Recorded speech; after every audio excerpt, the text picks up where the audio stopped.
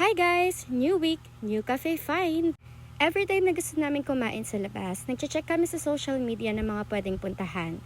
And we found a hidden cafe na sobrang nakaka-relax. Bumiyahe kami papunta ng Malolos, Bulacan para makapagpahinga at pakalanghap ng sariwang hangin. Sa ambience pa lang papunta ng cafe, panalo ka na. This is the Black Forest Cafe. Pagpasok mo pa lang, mapifeel mo na yung nature vibes na sobrang nakaka-relax. Ang linis ng place and the staffs are very accommodating. Ang lakas makaprobinsya ng ambience. Magandang magpunta dito if you want to reconnect with nature, kapag stress ka na sa work, or kapag gusto mo lang talaga ng sariwang hangin.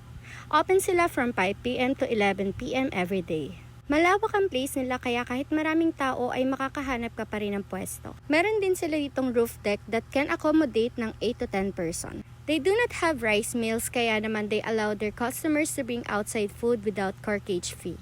But the rule is, clean as you go. I-flash ko yung menu nila then i-post nyo na lang para makita nyo. We ordered their cinnamon biscoff, white mocha latte with extra shot, and their sea salt matcha. The foods are good for us. Creamy yung matcha and hindi masyadong matapang yung kape nila. Perfect na perfect i-partner yung cinnamon biscoff sa coffee kasi binabalance nito yung lasa niya.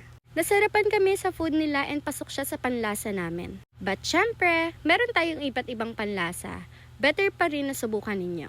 Meron din sila ditong bonfire every 7 p.m. and 10 p.m. Para kang nasa camping. Nakaka-relax talaga siya at sabayan pa ng iba't ibang music.